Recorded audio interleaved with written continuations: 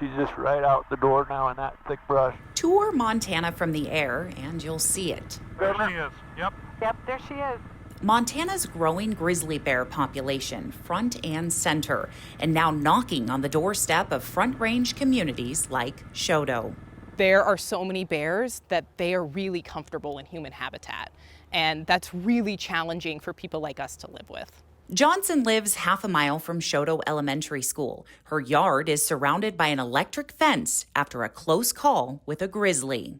A young female bear walked through our yard in broad daylight, and we had a 4-year-old. And you know how kids have a bike loop that they like to do?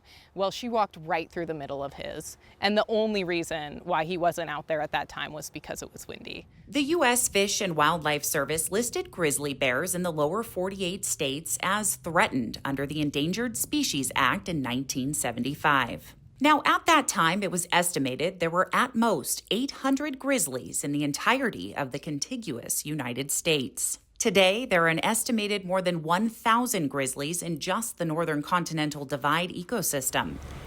Also in that area, Choteau. This is my hometown.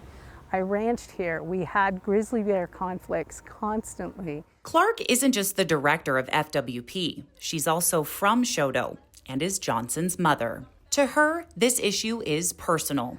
The bears are fine. Let's talk about the people that are living in this impacted area. Bears and delisting them have long been a topic of conversation in Montana.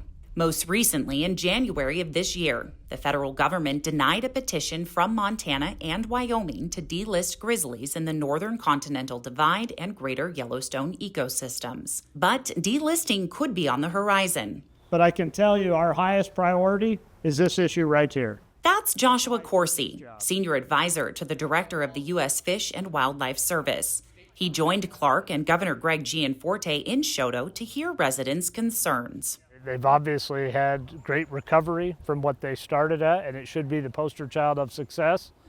And I can just tell you it's a high priority for us to move in that direction. The state of Montana is ready to manage the bear as a fully recovered species. My dream is to be able to have at least one of my kids be able to ride their bike to school.